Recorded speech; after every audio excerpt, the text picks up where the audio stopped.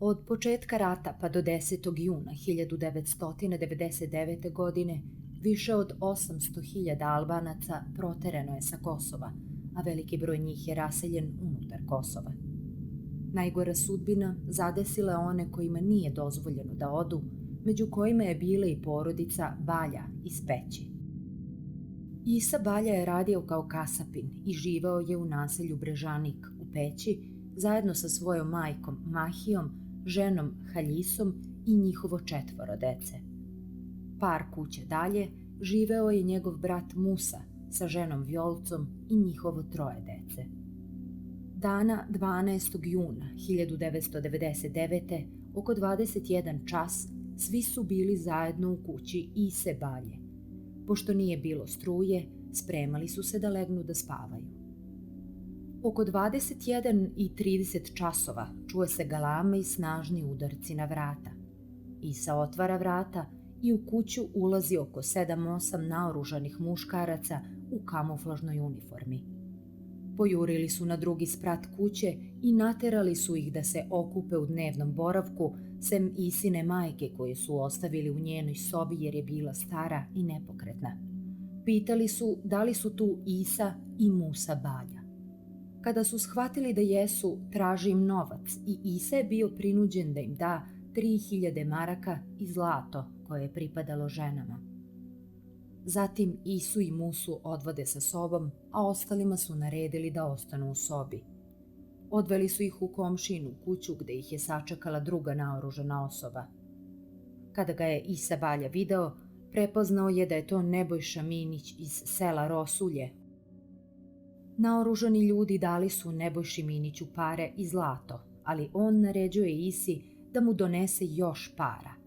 Nakon što im je dao novac, Isu odvode kući, a Musu su zadržali. Kada su stigli kući, 2 osobe uvode Isu u sobu gde su bili i ostali. Jedan od njih odvodi Vjolcu u susednu sobu gde ju je silovao i nakon toga je vraća u sobu. A zatim pitaju, jel ste svi tu?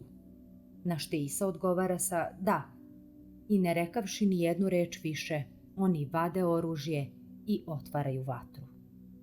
U ovoj kiši metaka Isa je uspeo puzeći da priđe terasi, odakle se bacio u dvorište.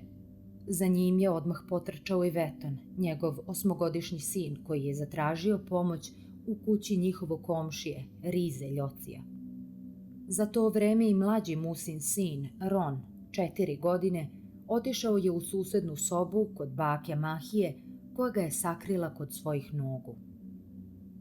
Isina žena Haljisa, iako pogođena 8 puta u rame i u grudi, puzeći odlazi da vidi da li je neko ostao živ i vidi da je Nita, Musina i Vjolcina ćerka, teško ranjena. Isa se ubrzo vraća u kuću i vidi Haljisu i Nitu.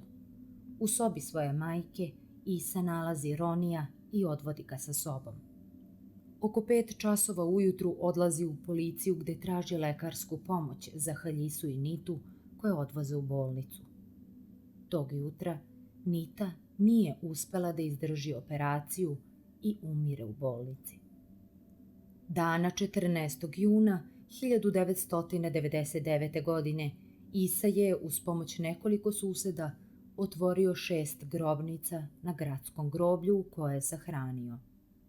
Svoje 3 dece, Hajrija, Dardane i Agona, kao i Vjolcu Baljaj sa njenim 2 ćerkama, Rinom i Nitom. Dana 17. juna 1999.